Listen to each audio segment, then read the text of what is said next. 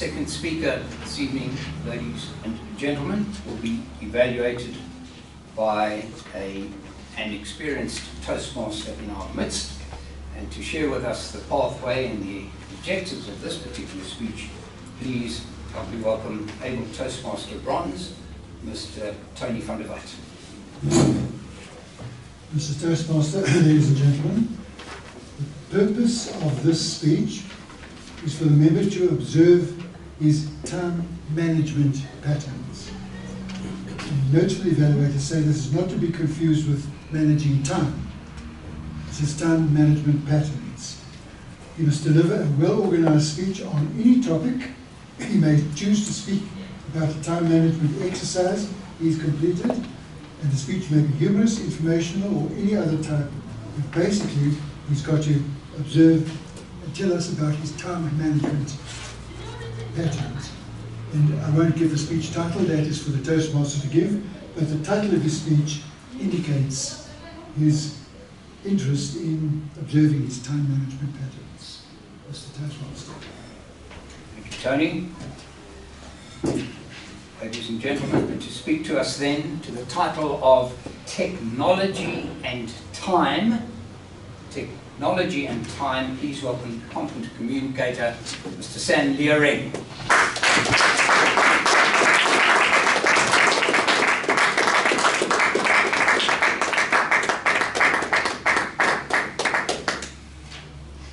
Mr. Toastmaster, ladies and gentlemen, if you had to treat your personal life like a business, where you had to log in every minute of your time and relate it to how productive you were, what would it reflect about you? You know how the corporate world works. Billable hours, and sometimes you have a boss who tells you what to do and keeps time of how long that takes to be done. What would that reflect about you? Would it reflect a pattern of disruptions in between, and lead you to rewards that are also disrupted? That means not worth your time. Or would they show somebody who's meticulous with their time? Which category do you fall in? And today we are going to talk about a little exercise that I did over the past 2 weeks. Now, we all do a bit of planning for our lives. We do a bit of high-level planning or lower-level planning. That means your goals and how you plan to achieve them. We break it down into specificity. We measure it according to time. And we use several techniques. Some choose to have a notebook and keep tasks where they check off whatever they have done and whatever they plan to do. And some of us think we, what you call the millennials, rely too much on their cell phones. You might see us walking around with our phones and not know what we are doing if you use the older method. And I'm going to tell you today. We have task managers, we have planners on our little gadgets. And I happen to be one of those that rely on their cell phones for everything. To a point where I use my speeches, I draft my speeches in this small thing, and I've been wondering about that. I don't know if they prepare the older method of taking everything down, but that's just who I am.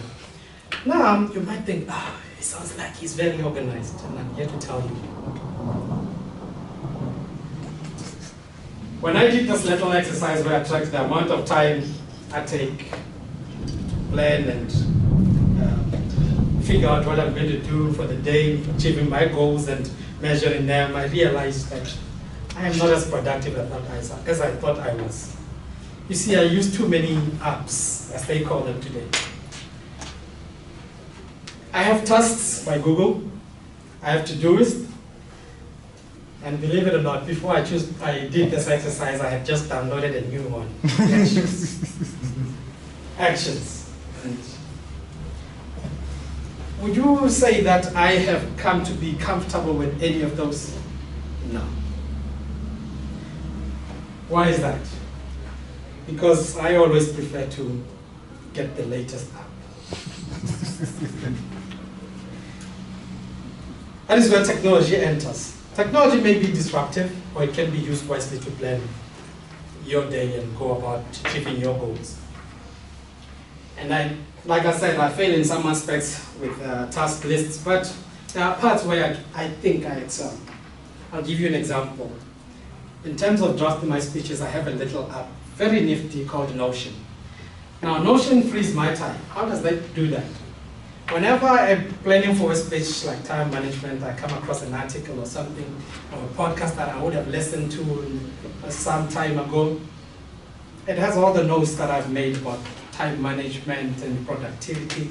All of those are in there. I have a link and I have notes that I've taken. Everything is in there. So when I decide to talk about time management and productivity, what do? Just a small little database, the app, search for productivity, and it shows all the notes that I've taken over time. And I can put together a speech about productivity and time management. Now, do I consider myself very well organized in that aspect? And I'm disappointed, very disappointed. Why? Because I have all those notes, I can put together a speech, but when I do all of these things, when I plan on Notion, do I measure it? Is it measurable? Do I have time that I allocate to that specific task? And the answer is no. I just go about it. I may spend an hour trying to plan a speech, I may spend 2 hours, sometimes never. And that is the disruptive part about technology and management. Do I understand these programs to a point where I can get the full benefit out of them? The answer is someday. And that is technology and time. Sometimes you get it right, sometimes you don't. Technology can disrupt what you're doing, or it may not. But the most important thing of all is to make sure that when your time is called, when you've built all your hours that you spend doing a specific task, you make sure that it is specific, it is measurable in both time, and then the techniques that you're using are specific. They do not waste time. You understand them to a point where you can go about your business without whatever you're using being disruptive. Mr. Toastmaster.